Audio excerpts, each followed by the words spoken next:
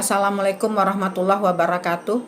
Selamat pagi ibu-ibu kader Kampung Pengarengan RW 12 Kelurahan Jatinegara.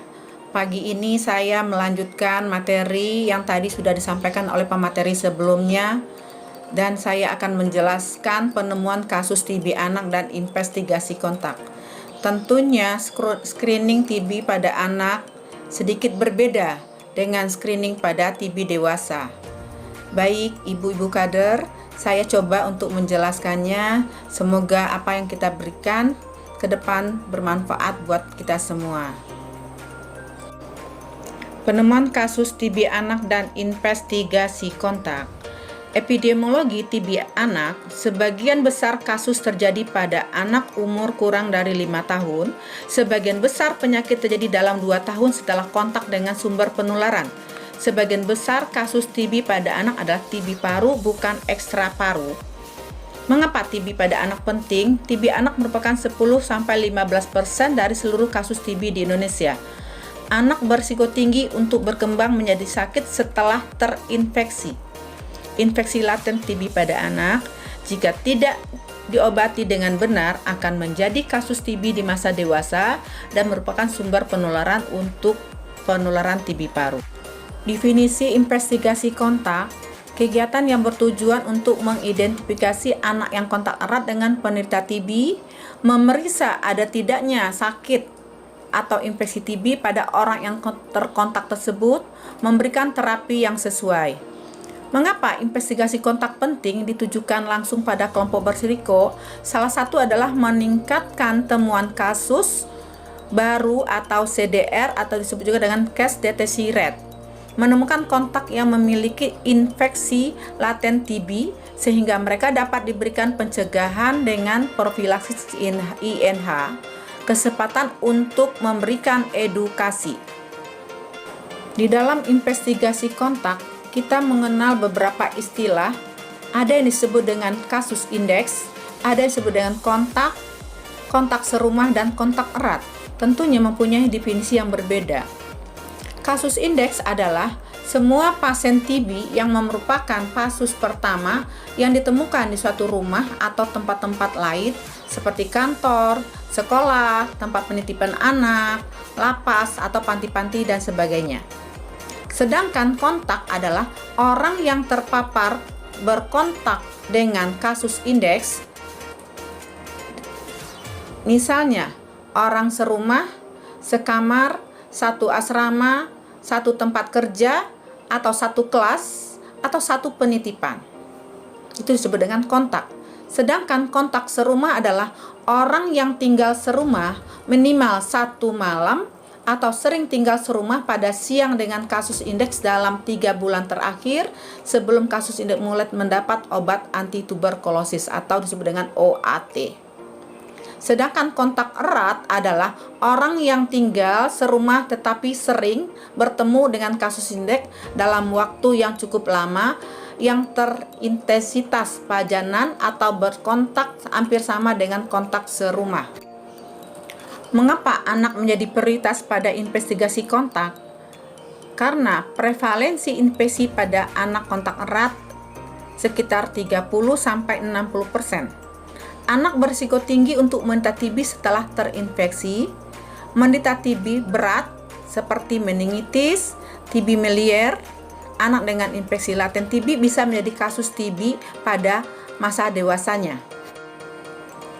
Pelacakan, investigasi kontak pada TB anak atau penemuan kasus pada TB anak, kita bisa melakukan pelacakan pada pasien TB dewasa yang kita dapat dari TB01 dan kita telusuri, cari kasusnya dan cari sumber penularannya di masyarakat.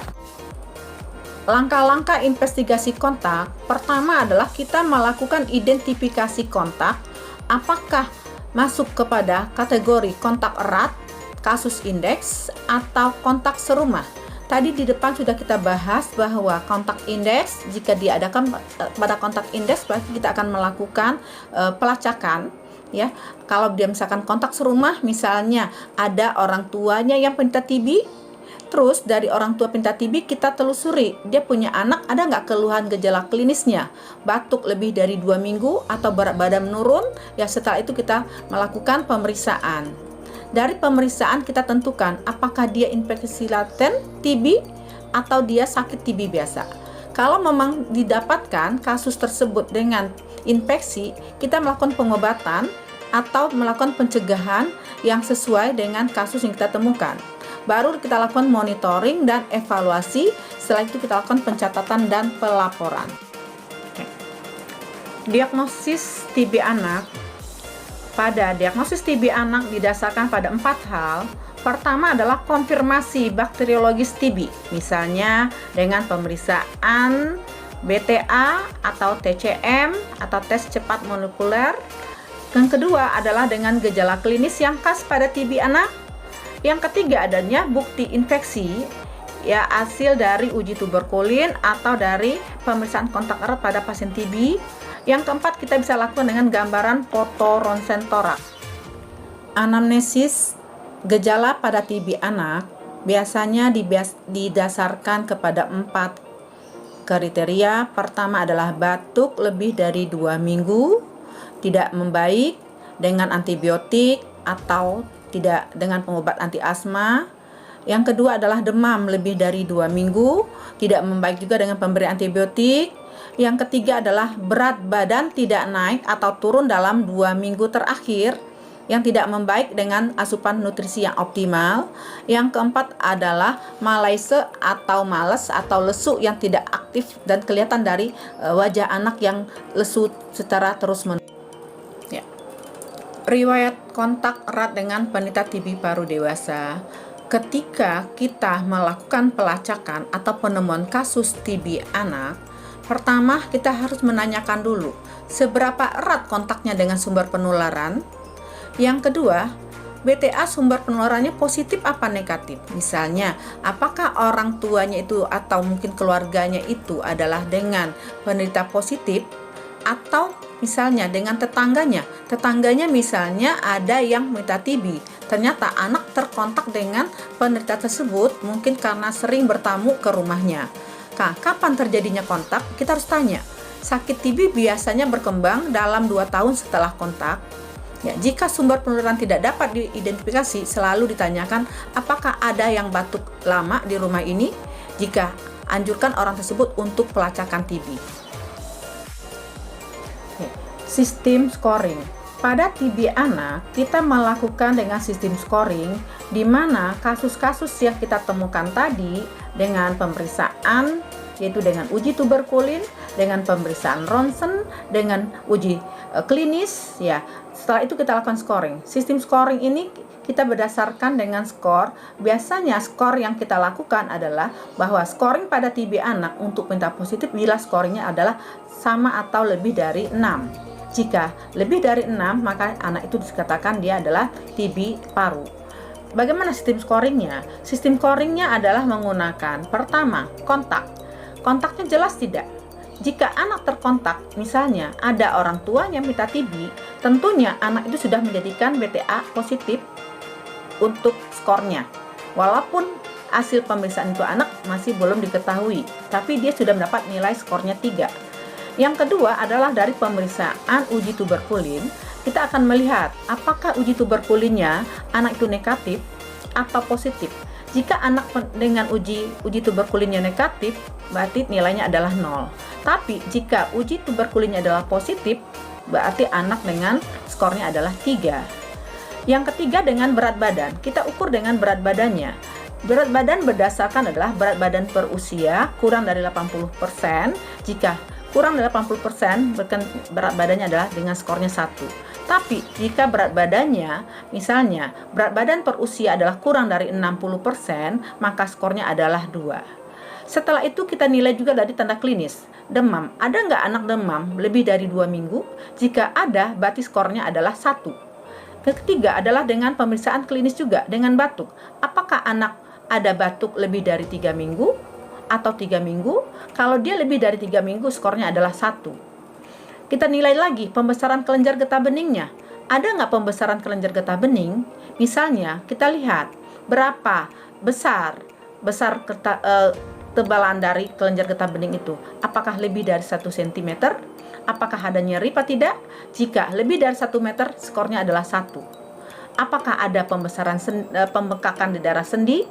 Jika ada, berarti nilainya adalah 1. Nah, kita lakukan lagi dengan pemeriksaan ronsen dada. Apakah ronsen dadanya normal? Kalau ronsen dadanya normal berarti nilainya 0. Tetapi jika ada ronsen dadanya atau ronsen torak namanya, itu adalah kita lakukan dengan pemeriksaan ronsen, nilainya misalnya 3 jika ronsennya itu ke arah TB. Tentunya dari hasil scoring tadi kita totalin semuanya, dari BTA-nya, dari pemeriksaan uji tuberkulin, dari ronsennya, dari klinisnya. Nah, jika skornya itu adalah lebih dari 6 atau sama dengan 6, bahwa anak ini harus diberikan OAT 2 bulan terapi, dievaluasi. Apakah responnya positif? Kalau responnya positif, terapi diteruskan.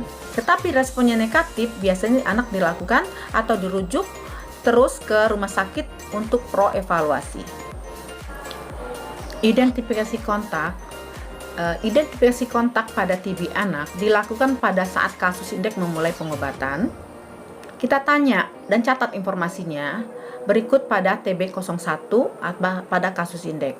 Apakah ada kontak serumah atau kontak erat? Yang kedua, nama, jenis kelamin dan usia kontaknya. Pekerjaan kasus indeks yang berhubungan dengan anak, misalnya apakah gurunya ataukah pengasuhnya. Jika anak kontak, pasien diminta membawa anak tersebut ke pasienkes atau puskesmas. Jika kontak tidak dibawa ke pasienkes, maka petugas kesehatan dapat mendatangi kontak tersebut. Pemeriksaan untuk menentukan ada tidaknya infeksi laten atau ILTB atau sakit TB. Jika anak tidak mempunyai gejala TB, misalnya usia kurang dari 5 tahun, tanpa memandang apakah dia ada status HIV atau tidak, tetap diberikan PPINH. Anak dengan HIV positif diberikan PPINH. Usia lebih dari 5 tahun dan HIV negatif diobservasi. Jadi, orang tua diedukasi untuk mengamati ada tidaknya gejala dan tanda-tanda sakit TB. Kita harus menekankan juga pentingnya membawa anak ke puskesmas untuk pemeriksaan lebih lanjut jika sewaktu-waktu timbul gejala. Anak yang bergejala TB atau alur diagnosis TB-nya, jika hasil pemeriksaan mendukung diagnosis TB, bahwa anak harus mendapatkan OAT, obat anti tuberkulosis. Jika hasil pemeriksaan tidak mendukung diagnosis TB, bahwa anak diberikan PPINH selama 6 bulan. Pengobatan pencegahan dengan isoniazid pada anak, prinsipnya adalah diberikan kepada kontak yang terbukti sakit TB. Prioritas pemberian pengobatan pencegahan adalah anak balita dengan HIV positif untuk semua usia. Tujuannya apa? Menurunkan beban TB pada anak. Efek perlindungan anak, pencegahan dengan pemberian selama 6 bulan dapat menurunkan risiko TB pada anak tersebut di masa mendatang. Mengapa anak diberikan profilaksis? Tadi dijelaskan di atas bahwa anak yang terkontak tetap mendapatkan profilaksis selama 6 bulan pengobatan, yaitu dengan pemberian PPINH. Kenapa? Karena kita tahu sekitar 50-60% anak yang tinggal dengan pasien TB dewasa dan BTA-nya putung positif akan terinfeksi TB. 10% dari anak yang terinfeksi TB akan menjadi sakit TB. Infeksi TB pada anak kecil berisiko tinggi menjadi TB berat. Misalnya TB meningitis, TB miliar. Pemberian profilaksis INH akan menurunkan risiko menjadi sakit TB sebesar 60%. Jadi, indikasinya apa? Indikasi pengobatan pencegahan diberikan kepada anak dengan kontak TB namun agak terbukti tidak sakit TB dengan kriteria. Misalnya usia kurang dari 5 tahun, anak dengan HIV positif, anak dengan kondisi yang imunokompromis, misalnya mempunyai gizi buruk, mempunyai penyakit DM, keganasan yang mendapatkan steroid sistemik jangka panjang, dan transplantasi organ. Baik, ibu-ibu kader RW 12 Kampung Pengarengan, Kelurahan Jatinegara, tadi sudah disampaikan materi tentang penemuan kasus TB anak dan investigasi kontak, yaitu kita bisa melakukan pelacakan dengan langkah-langkah yang sudah disampaikan tadi.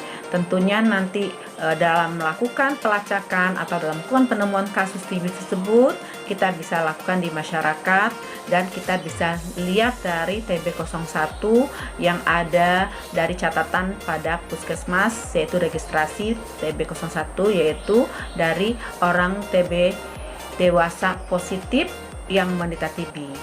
Baik, ibu-ibu kader, itulah yang dapat saya sampaikan pada siang hari ini. Semoga materi yang saya sampaikan tadi dapat mendapatkan pencerahan, dapat memberikan masukan dan bermanfaat buat kita semuanya, tentunya buat masyarakat pada umumnya. Terima kasih, saya akhiri pertemuan saya pada siang hari ini. Wabillahi taufiq wal hidayah. Wassalamualaikum warahmatullahi wabarakatuh.